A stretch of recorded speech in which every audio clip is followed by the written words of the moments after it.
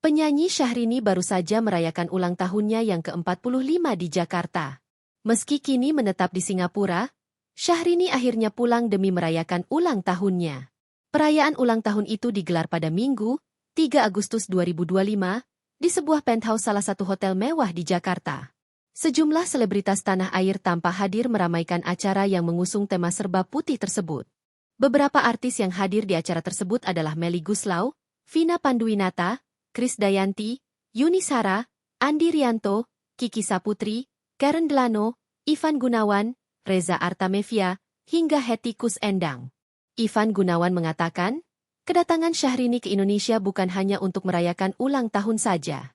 Ibu satu anak itu memiliki agenda lain di industri hiburan. Kehadirannya kembali bukan hanya sekadar silaturahmi, tapi akan ada adegan demi adegan yang akan dia kerjakan. Semoga panjang umur Mbak Getty, sehat, berkah bahagia, tulis Igun dikutip dari Instagramnya, Senin, 4 Agustus 2025. Sementara itu, Kiki Saputri mengatakan, dirinya sudah tak sabar menantikan karya baru dari Syahrini.